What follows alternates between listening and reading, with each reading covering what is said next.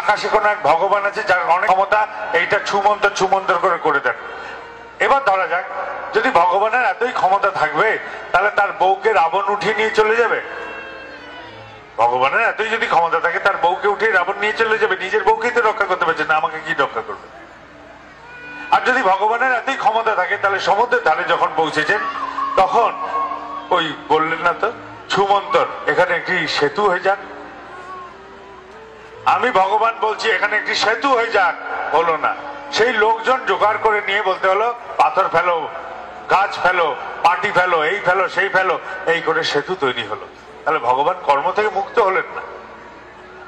রাবণের সাথে যখন যুদ্ধ লাগলো, যুদ্ধক্ষেত্রে যখন দেখা হলো রাবণের সাথে, ওই ভগবান তো বললেন না আমি ভগবান, আমি আমাকেই আশীর্বাদ করছি রাবণ তুই মরে যা। তাহলে রাবণ মরল না, ভগবানকেও যুদ্ধ করে হারাতে হলো রাবণ।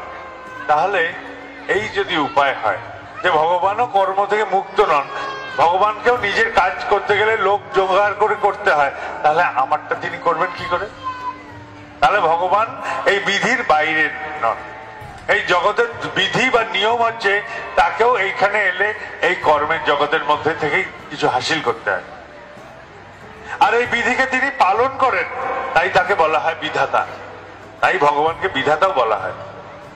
তাহলে আমি এক মানুষ হয়ে যদি ভাবি যে আমার গায়ে হাওয়া লাগবে আর আমি হাওয়া খাবো, তা কি করে সম্ভব হবে? আর ভগবান শোনেন না, কেন শোনেন না সেটাও তো প্রশ্ন জাগতে পারে যে ভগবান কেন শুনছেন না আমার কথা। ভগবান দয়ালু বলে শোনেন না, আমার তাই মনে হয়। কিরকম দয়ালু? একটি জঙ্গলে একটি গাছ ছিল, সে গাছ কল্পতরু গাছ, সে গাছের ছায়া যে যখন যেরকম করে ভাবে সেই ইচ্ছা পূরণ হয়ে যায়।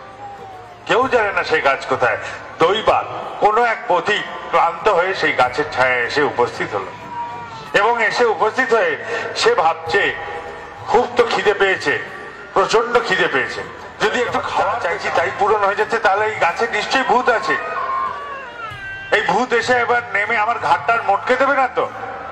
অমনি ভূতও নামলো, ঘাড় মটকে দিল, কেননা সেখানে যা ইচ্ছা করা হবে তাই তো পূরণ হবে।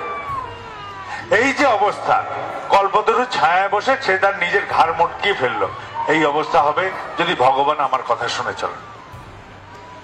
তিনি দয়ালু, তিনি জানেন যে এটা 5টা প্রার্থনা করলে নিজের জন্য একটা ক্ষতিকর কিছু চেয়ে বসবে, নিজের ক্ষতি নিজেই ডেকে আনবে। একটা চাইতে গিয়ে এমন অনেকগুলো চাইবে যে নিজের বিপদ নিজেই ডেকে আনবে।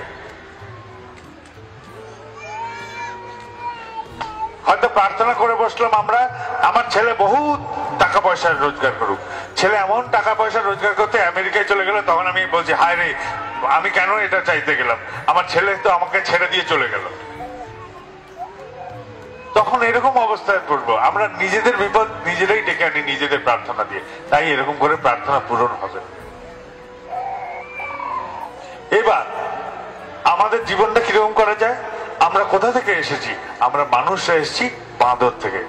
বিজ্ঞান বলে আমরা ছিলাম আগে বাঁদর প্রজাতি, সেই বাঁদর প্রজাতি থেকে যখন থেকে আমরা খাড়া হয়ে দাঁড়াতে শিখলাম, সেই প্রজাতিকে বলা হয় হোমো ইরেক্টাস, মানে খাড়া হলো। আর তারপরের প্রজাতি যারা আমরা, তারা হচ্ছে হোমো সেপিয়েন্স, যারা এরকম করে হাঁটা চলা করে। তার মানে বাঁদরের থেকে আমাদের আগমন, এটাই বিজ্ঞান মেনে নিয়েছে। ধরা যাক বিজ্ঞানের কথাই ঠিক। এবার তাহলে এই বাঁদরের বাঁদরামের রকম আমার মধ্যে রয়ে গেছে। একটি টুপিওয়ালা টুপি বিক্রি করছিল বসে, এমন সময় সে ক্লান্ত হয়ে গাছের তলায় বিশ্রাম করতে বসেছে, ঘুম এসে গেছে, হঠাৎ দেখে তার ঝোলা ভর্তি টুপি নিয়ে কে চলে গেছে। এদিক ওদিক তাকিয়ে দেখে গাছের ওপরে সব বাঁদরগুলো একটা করে টুপি পরে আছে। অনেক হুঁশহাস ফুসফাস করলো, টুপি আর ফেরত এলো না। শেষে বিরক্তিতে নিজের মাথার টুপিটা পটকে দিল মাটিতে, যেই না পটকান অমনি সব বাঁদরগুলো নিজেদের টুপি পটকে দিল। তাহলে বাঁদরের কাজ হচ্ছে যা দেখবে তাই করা। তাহলে আমাদের মধ্যে এই বাঁদরামি রয়ে গেছে, যখন আমরাও কিছু না কিছু এরকম করে থাকি। সমাজ থেকে যখন মন্দ আচরণ পাই, মন্দ আচরণ ফেরত দিয়ে দিই, ঢিল মারলে ঢিল ফেরত দিয়ে দিই, গালাগাল দিলে গালাগাল ফেরত দিয়ে দিই। এটাই আমাদের স্বাভাবিক ছন্দ। এই বাঁদরামোটাই আমাদের মধ্যে রয়ে গেছে। এই বাঁদরামো রয়ে গেছে বলেই আমরা এরকম করে থাকি, যে যা করে তারই নকল করি।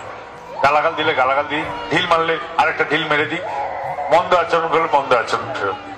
কিন্তু যেই মুহূর্তে ঠাকুর ধরলাম সেই মুহূর্তে আমার ভাবনাটা অন্যরকম করার চেষ্টা করলাম। কেন করলাম? কেন মন বলে তো একটি যন্ত্র আছে। আমাদের বলা হয় মানুষ, মান আর হুঁশ এই দুটো আছে। মান মানে অস্তিত্ব, অস্তিত্ব সম্বন্ধে আমি সচেতন। সচেতন মানে সচেতনতা কাকে বলে, চেতন কাকে বলে? আমার অস্তিত্বের পক্ষে কোনটা ভালো কোনটা মন্দ নির্ধারণের ক্ষমতার অধিকারী আমরা। তাহলে আমার অস্তিত্ব আর তার পক্ষে ভালো আর মন্দ নির্ধারণের ক্ষমতার অধিকারী যারা, তারাই মানুষ। তাহলে দুবে জানোয়ার সবাই মানুষ হয় না। যাদের এই বোধ আছে, যাদের এইরকম ভাবনা আছে, তারাই মানুষ। তাহলে সবার আগে আমরা কি করতে পারি? সবার আগে মন দিয়ে ভাবতে পারি, এই যে ঢিল মারলো এটা ঠাকুরের গায়ে মারলে কি করতেন? এই যে গালাগাল দিল এটা আমার ঠাকুরের সাথে করলে কি করতেন? এই মন্দ আচরণ ঠাকুরের সাথে করলে তিনি কি করতেন? আমি এটা ভাবলাম। এবার থেকে যখন গালাগাল দেয় আমি আর গালাগাল দিই না, আমি তাই করার চেষ্টা করি যে আমার ঠাকুর করতেন। ঢিল মারলে আমি আর ঢিল ফেরত দিই না, আমি তাই করার চেষ্টা করি যে আমার ঠাকুর করতেন। ওই মন্দ আচরণ করলে আর আমি মন্দ আচরণ করে ফেলি না, এখন আমি তাই করার চেষ্টা করি যা আমার ঠাকুর করতেন। এটা ভেবে নিয়ে করার চেষ্টা করি।